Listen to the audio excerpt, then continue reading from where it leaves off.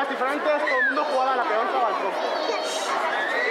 Y como todo el mundo evoluciona.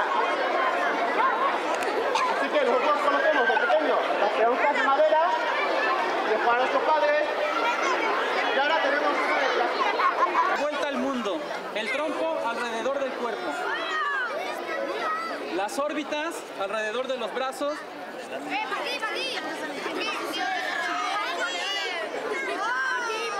para terminar en la mano de esta manera.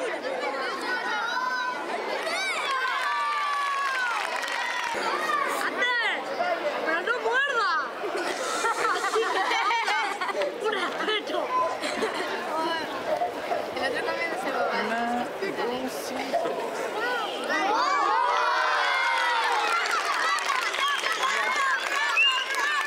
¡Atención!